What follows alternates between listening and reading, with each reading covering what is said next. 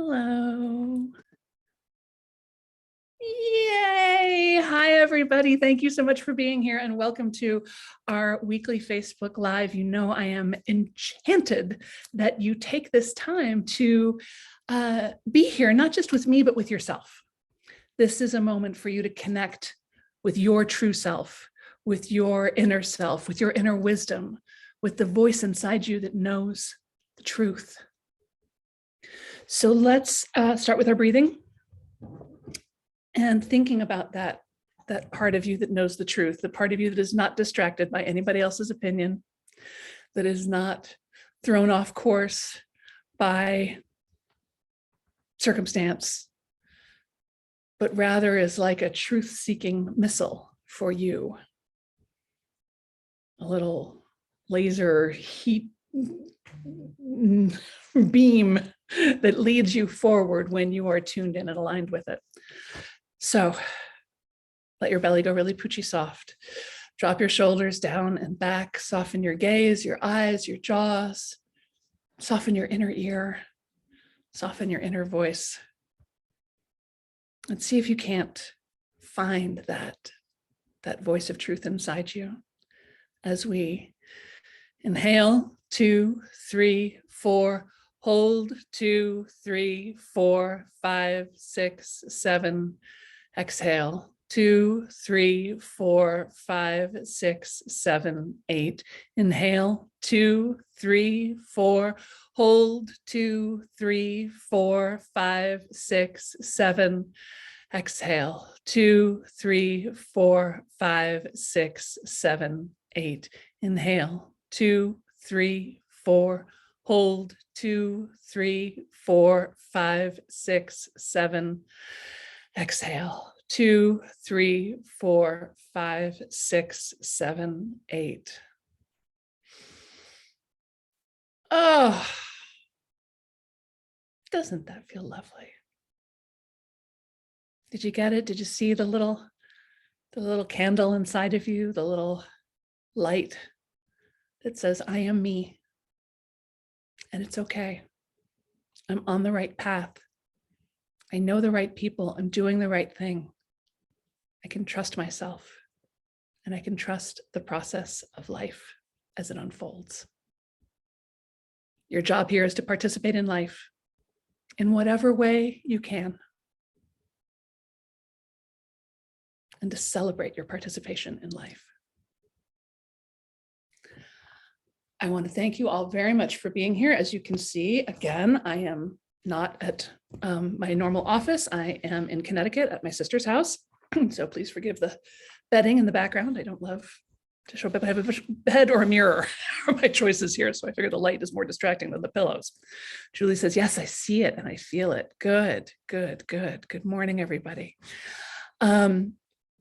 So I thought I would talk a little bit today about this, we're sort of headed into summer, official summer. I don't know about you, but, kids are getting out of school, graduations have happened, weddings have happened or are happening. Things are sort of starting to loosen up a little bit. And while I love summer, I love the water, I love being outside, I love the sun, and I love long hours of reading and hanging out in the hammock and all the, cookouts and pool parties and all that fun stuff in the summer. I'm a big fan of all of it. But I also noticed that sometimes people give themselves a little bit of a permission slip in the summer. Like right about now, they start going like, I'll just wait and deal with that in September. Like, I don't want to, it's summer, I'm busy, I got stuff, it's not a good time. I don't want to push myself. I don't want pressure. I'll wait till September, October, maybe, maybe next year.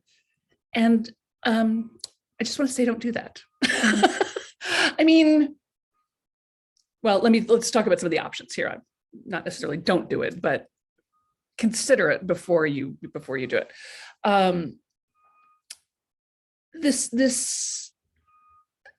Because here's what I'm concerned about is that this idea of like, oh, I've been putting all this pressure on myself to get XYZ done, but now it's summer, so I'm just going to push it off some more. And it would be great if that worked. If you could push it off and then just relax and have fun and rest and celebrate, I think that would be great. But what I know about you is that's not how it happens. You still feel the pressure. You still feel guilty about not doing it. You still feel like you're procrastinating. You still feel embarrassed that it's not done. And, so not doing stuff feels worse than doing stuff. Have you noticed that? Not doing stuff feels worse than doing stuff, because not doing stuff feels like it's looming, it's hanging over you. It's pressuring you. And that inner pressure is a lot. And then we tend to do things to escape that pressure, like procrastinate, like binge watch things, like overeat, go into avoidance activities, right? And then that feels doubly worse, because now we're engaging in activities that we know aren't healthy for us. We're still not getting things done, and we're not genuinely relaxing. You see the problem? So yeah, Julie says, yes, it takes more energy, way more energy than just doing it. Exactly.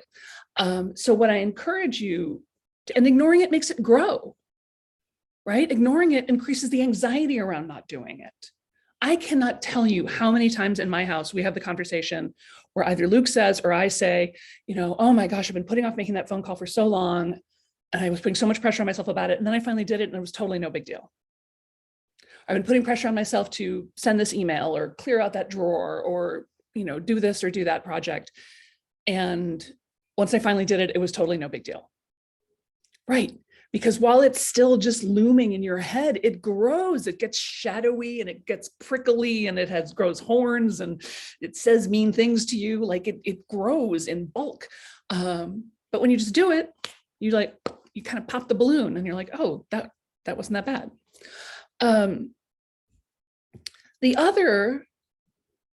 So we'll talk about making a plan and why that can help. The other thing though, while everybody else is a little bit turned off, you can get way more done.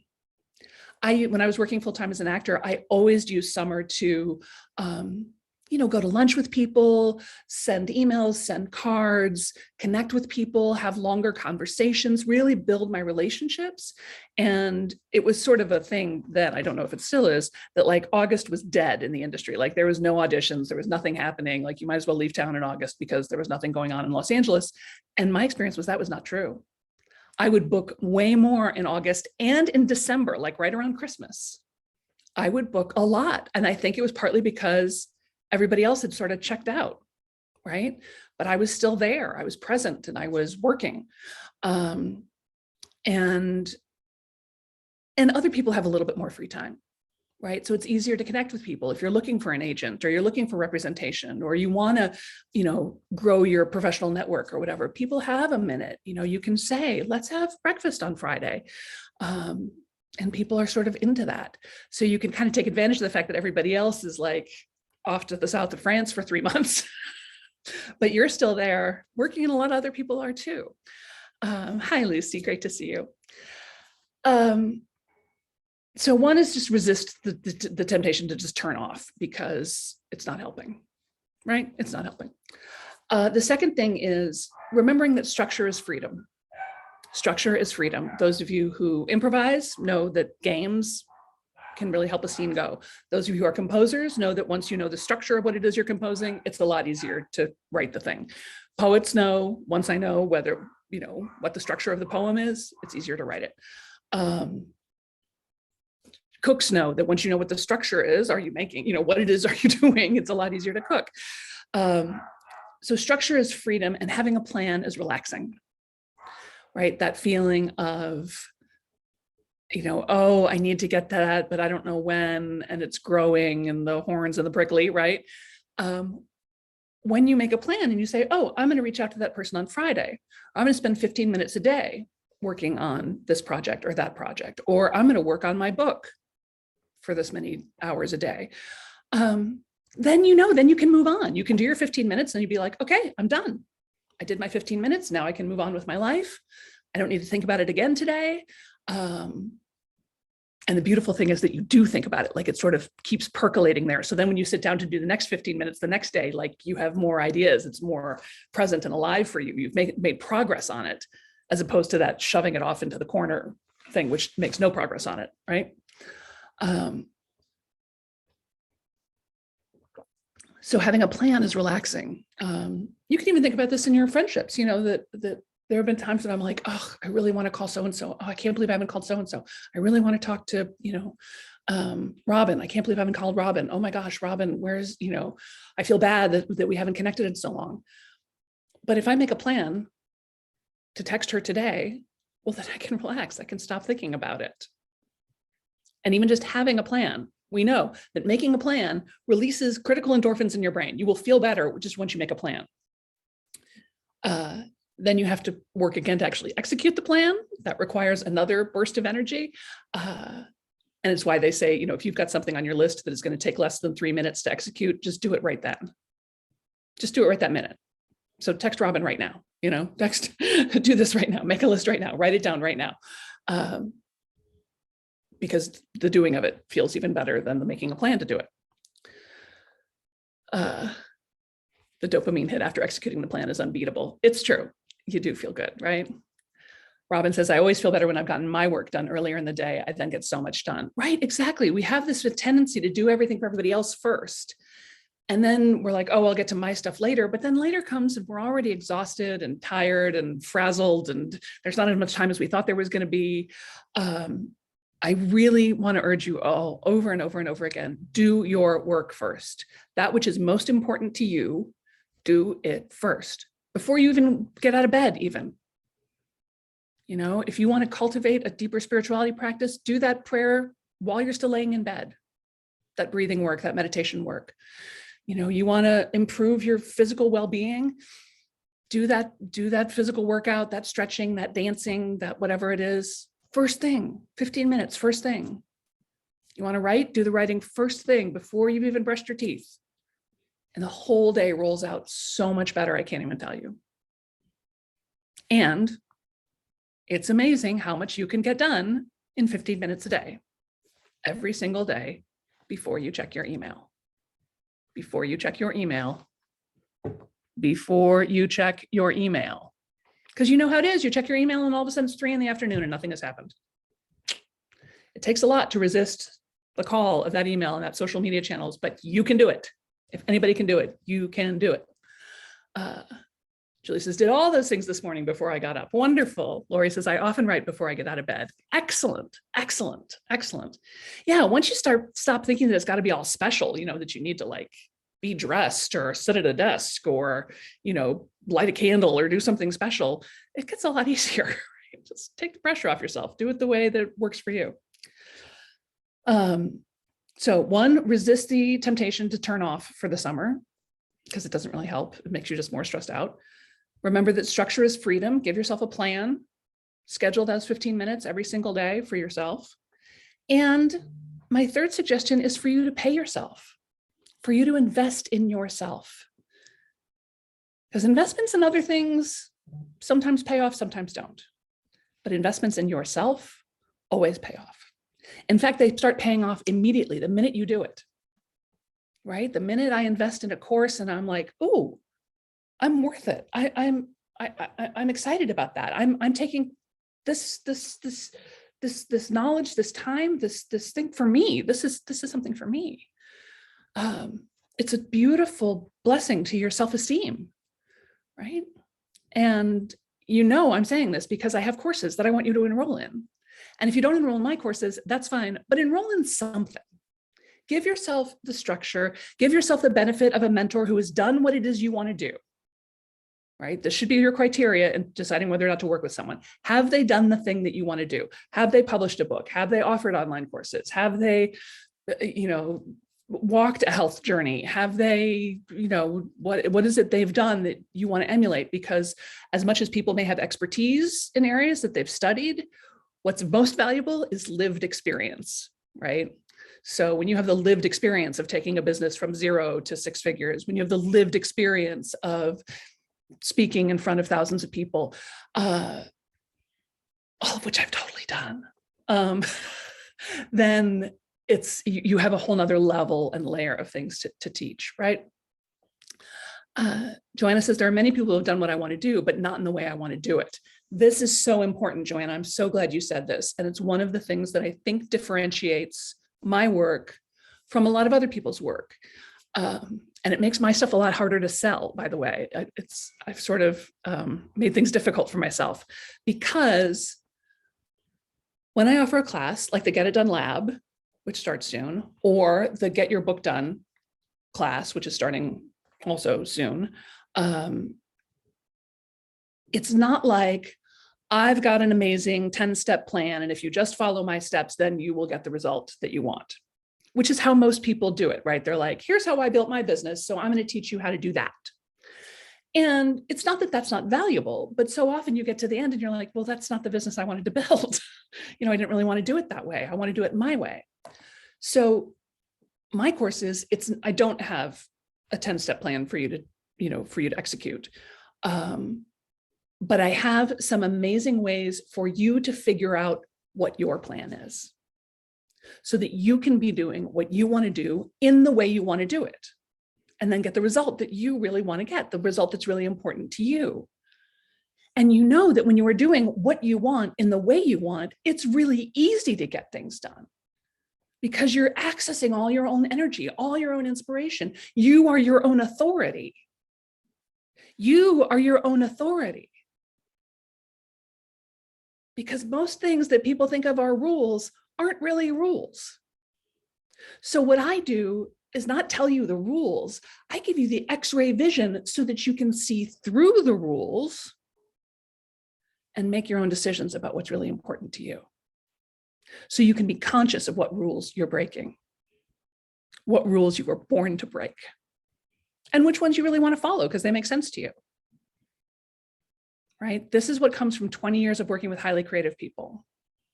I never impose rules on you at all. Even the 15-minute a day thing. I'm like, that's my suggestion. Try it. See if it works for you. I sometimes have people come back to me and they're like, I hate that. And I'm like, awesome. Do something else. Do an hour a day. Do 10 hours on Saturday. I don't know, do what works for you and your life and your stamina and your good feeling about yourself, right? So you can, Veronica says, y'all, Sam's getting very close to 1 million learners on LinkedIn. It's true. It's true. It's so weird, but it's true.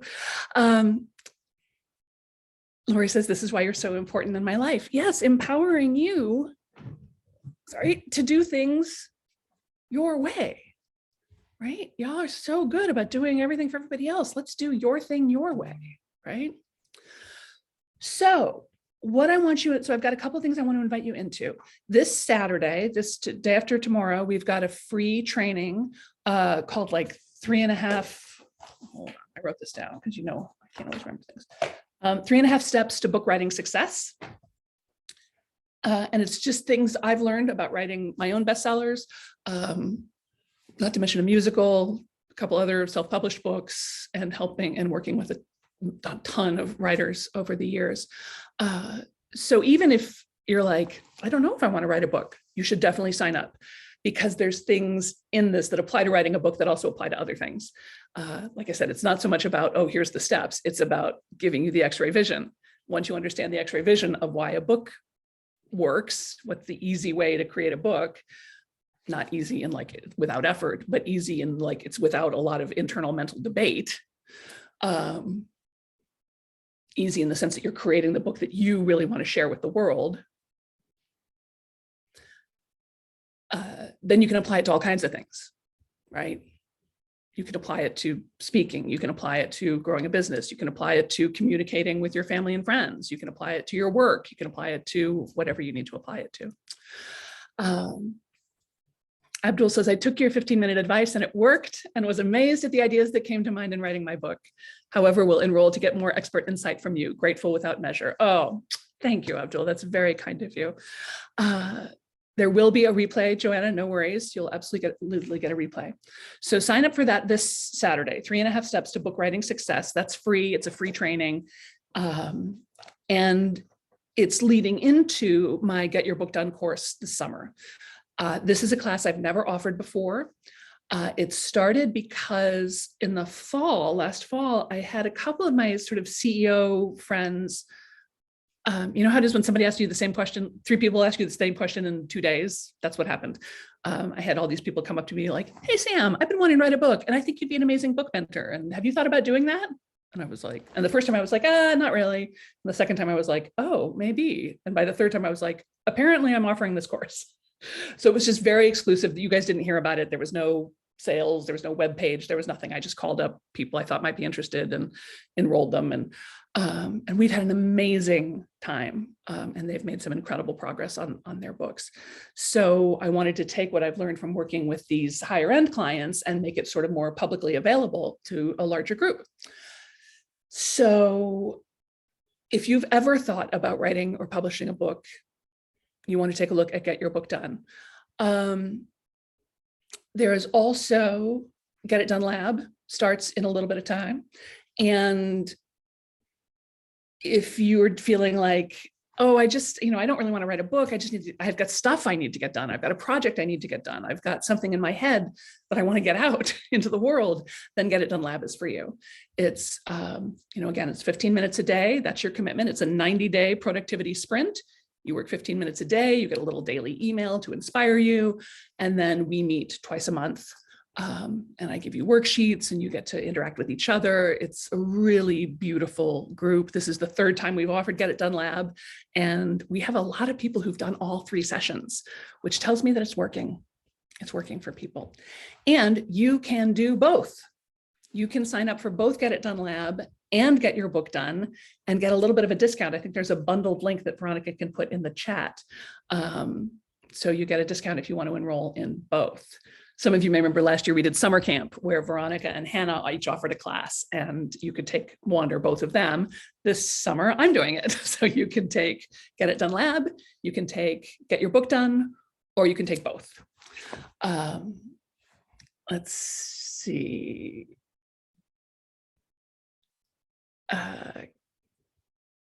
Good choices. I've only got plans for about 10 books. Well, that's what we'll do in the very first session of Get Your Book Done, is figure out which of your brilliant, great ideas is the one that really you should be moving forward on first.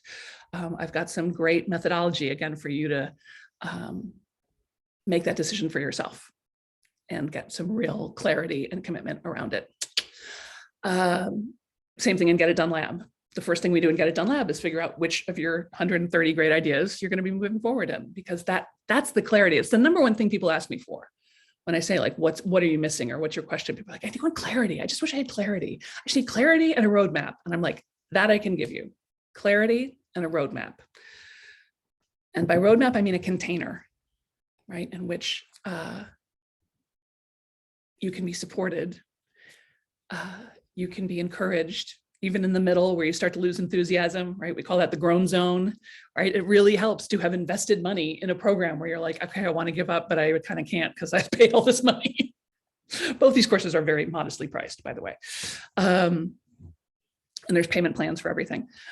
Veronica says, I'm excited about the new method for the chooser session. I know. Those of you who've done Get It Done Lab, we've got some new stuff. We've got some new worksheets for you this time. So that's what's rocking and rolling over here at therealsambennett.com. And, if nothing else, just sign up for the free thing on Saturday, because, those classes are always super beneficial. I hear from people all the time that they watch them over and over again, that they get a lot out of it, that they end up taking a lot of notes. And I'm seeing Robin Clare post now. Robin Clare is a published author. She's written for television. She's written books. And if she were to come to me and say, hey, is Get Your Book Done right for me, even though I've already published books, I would say, absolutely.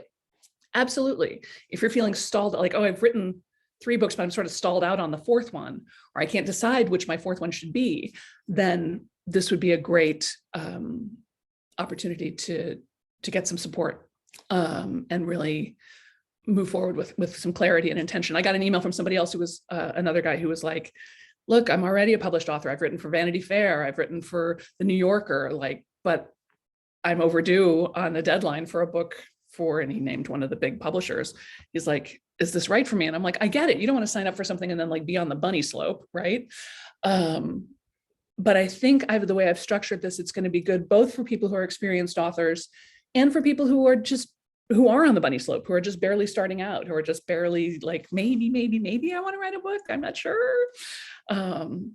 So don't let that slow you down, right? Sue says, so excited about Get It Done Lab. I know, me too. I love the Get It Done Lab, and I love the community that these two courses create. You may have noticed that some of the people in your life do not know how to support you. You may have noticed that some of the people in your life who love you do not know how to support you, or their version of support looks like them being discouraging, right? They're trying to keep you safe. So they say discouraging things, or they put up warning signs, or they raise their eyebrows like this and they say, oh, again, really? Another workshop? Really? You need, and nothing against those people. They're doing the best they can. They're supporting you in the best way they know how. But you need to be in a group of people who do know how to support you, who know how to be happy for you when you get your first 500 words done, who know how to be happy for you when you make your $100,000 book deal, who know how to be happy for you when you get asked to do speaking gigs because your book is so successful, who know how to celebrate with you and rejoice with you. That can be a little hard to come by. I'm going to guess that the family and friends in your life are a little invested in you being who you are right now, and they're a little frightened of the person you might become if you achieve something big, like whatever it is you might want to do in your Get It Done Lab, or whatever it is you might want to do in Get Your Book Done. So that's the other sort of hidden advantage. We don't always think we need support from other people, but I'm telling you, we do.